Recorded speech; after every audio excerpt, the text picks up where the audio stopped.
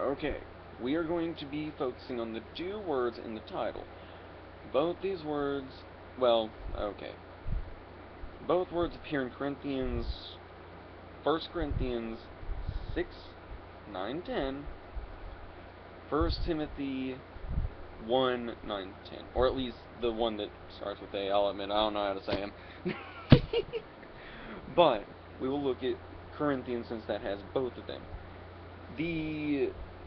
There's a list of descriptions of people that essentially are not doing very well in terms of trying to get into heaven.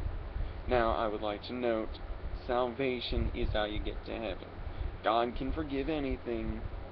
The whole being a good thing with Christianity, the cause is Christianity. It's not the other way around. Salvation causes good. Good does not cause salvation.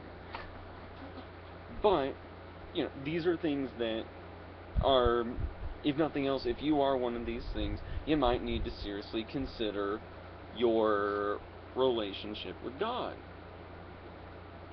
So, the two we're looking at, effeminate, that's the word that starts with M, nor abusers of themselves with mankind. That's a word that also appears in Timothy.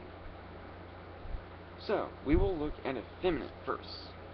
Now, this probably is not exactly a bad translation, but chances are for the modern day it should probably be translated as soft. Because, well, even these days, the idea of, being like a girl usually has connotations of being kind of a soft person, being prissy.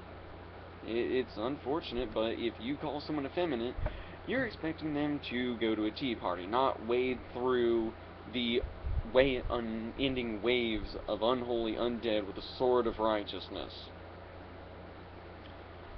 Essentially, if I'm correct, what he's taking a dig at is people with soft morals, as well as, the people that are going around with very fine clothing, don't care about anyone else.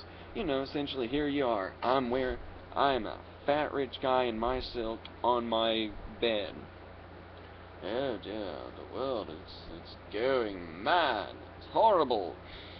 But my bed is so warm. Silk, yes. Oh, Slave Girl, another great place. So, yeah, it's once you put it like that, it's rather easy to see why Paul has a problem with it. And also easy to see why that would have been turned into a way to attack gays. Now, abusers of themselves with mankind. We don't know how to translate that word. And I refuse to condemn an entire section of humanity because of a word I don't know how to translate. Now, if I'm correct, this is a word Paul coined. Two words, if I'm correct, smashed together. One of them, if I remember rightly, translates into bed. So, chances are there's something sexual happening, but it doesn't have to be homosexuality. Remember, in the day, there was a practice for older guys to keep around younger males. There is a small chance it's this, but really in the end, we don't know. If I'm correct, dang, I don't know how to say the word. It starts with P. No, not pedophilia. Pedestry, I think, something like that. But that was some Grecian phenomenon. Now, it would have been a different word. It would not have been described as this, if I'm correct. We would have used a word that already existed for it.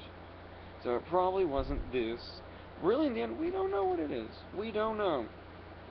And I refuse to condemn homosexuals over a word I can't translate. I'd love to give Paul the back of my hand for making up this word.